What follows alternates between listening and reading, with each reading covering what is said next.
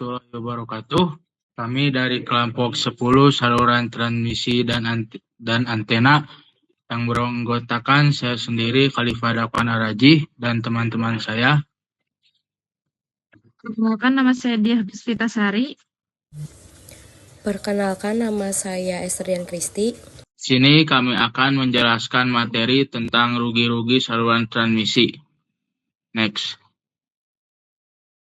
Sini ada pengertian rugi-rugi saluran transmisi.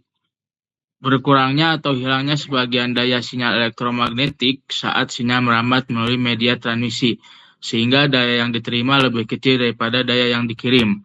Hal ini dapat terjadi karena hambatan pada kabel, jarak transmisi yang jauh, ataupun gangguan dari lingkungan sekitar. Jadi semakin besar rugi-rugi yang terjadi, maka kualitas sinyal yang diterima juga akan semakin menurun. Next. Tadi kita sudah mengetahui pengertiannya, sekarang kita mengetahui penyebab dan contohnya. Yang pertama ada rugi konduktor, ada pada kabel tembaga panjang pada jaringan listrik. Yang kedua rugi dielektrik, contohnya pada kabel koaksial. Adanya penyerapan sebagian energi medan listrik terutama pada frekuensi tinggi yang dilakukan oleh bahan isolator di antara inti dan pelindungnya. Yang ketiga rugi radiasi, contohnya ada pada kabel transmisi yang tidak terlindung, yaitu akan memancarkan sebagian sinyal ke udara. Yang keempat, rugi pantulan. Contohnya pada saluran transmisi 50 ohm dihubungkan ke beban 75 ohm. Karena impedansinya tidak cocok, sebagian sinyal dipantulkan kembali ke sumber.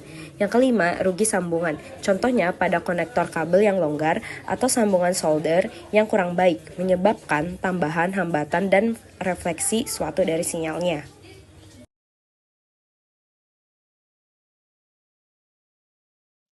Oke, selanjutnya ada dampak dari rugi-rugi saluran transmisi, yaitu yang pertama ada daya sinyal di penerima itu menurun, kemudian jarak transmisinya efektif menjadi lebih pendek, kemudian rasio signal to noise atau SNR-nya itu menurun, dan kualitas komunikasi memburuk. Selanjutnya ada cara mengurangi dari dampak tersebut, yaitu menggunakan konduktor resistansi rendah dan bahan dielektrik berkualitas. Kemudian melakukan matching impedance antara saluran dan beban, lalu ada mengurangi panjang kabel yang tidak perlu, menggunakan shielding atau lapisan pelindung logam yang baik, dan yang terakhir memilih jenis saluran transmisi sesuai frekuensi.